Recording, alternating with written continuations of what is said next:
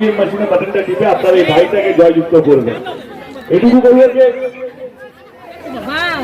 গত 10 বছর ধরে আমরা চেষ্টা করেছি, আমি চেষ্টা করছি সবভাবে রাজনীতি করার জন্য, আপনাদেরকে ভালো রাখার জন্য। কোন এটা করিনি কে হিন্দু কে মুসলিম, যেটা আজকে খুবই চলছে ধর্ম নিয়ে রাজনীতি, যেটাকে একদমই বিরুদ্ধে। কারণ আমার মনে হয় সমস্ত মানুষকে ভালো রাখা, আগলে রাখা এবং সুস্থ রাখার দায়িত্ব হচ্ছে সবকটা নেতা, সমস্ত দলের। সেটা শুধু তৃণমূল কংগ্রেস নয়, বিজেপি, সিপিএম, কংগ্রেস সবারই একটাই দায়িত্ব, সমস্ত মানুষকে আগলে রাখা, ভালো রাখা। কিন্তু এখন রাজনীতি যেভাবে এগোচ্ছে সেটা হচ্ছে যে কে হিন্দু কে মুসলিম, কে কি খাচ্ছে, কে মাংস খাচ্ছে, কে মাছ খাচ্ছে, এইটা নিয়ে এখন রাজনীতি হচ্ছে। আমি এটুকু বলবো আপনাদের সকলকে, আপনার যাতে ইচ্ছা ভোট দিতে পারেন, আমি বলুন আমাকেই ভোট দিতে হবে, কিন্তু হ্যাঁ দেওয়ার আগে এমন কাউকে ভোট দেবেন না যাই ধর্ম নিয়ে রাজনীতি করে। যদি তাকে ভোটটা দেন তাহলে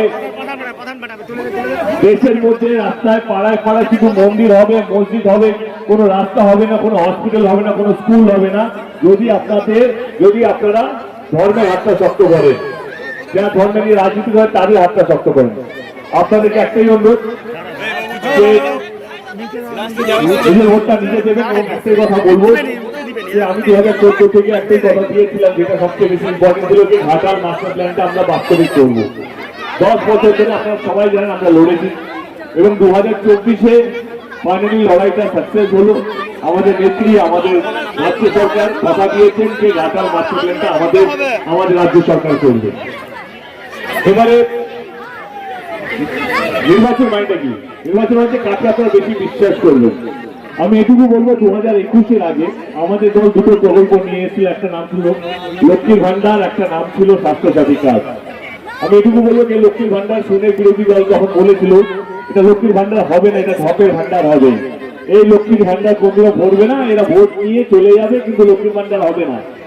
আপনারা তাদেরকে বিশ্বাস করেনি, আপনারা আমাদেরকে বিশ্বাস করেছেন এবং প্রথমবার 200টার বেশি সিট পেয়ে তৃণমূল কংগ্রেস আবার তৃতীয়বারের জন্য সরকার গঠন করেছিল এবং সরকার গঠনের 3-6 মাসের মধ্যে লক্ষ্মীর ভান্ডার প্রকল্পটা শুরু করেছিল।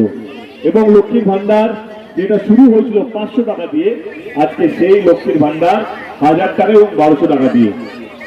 আমার দল ধর্ম নিয়ে রাজনীতি করে না, এটা কোনোদিন করা হয়নি যে লক্ষ্মীর ভান্ডার শুধু হিন্দুদের জন্য, স্বাস্থ্যসাথী কার্ড মুসলিমদের জন্য, রূপশ্রী হিন্দুদের জন্য, সবুজ সাথী মুসলিমদের জন্য, না না না না না। আমাদের দল বাংলার প্রত্যেকটা মানুষকে সমান চোখে দেখে এবং কোনদিন এটা করেনি কে হিন্দু কে মুসলিম।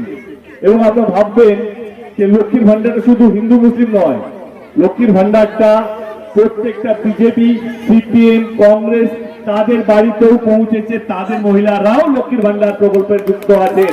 এটাই হচ্ছে দলের কাজ।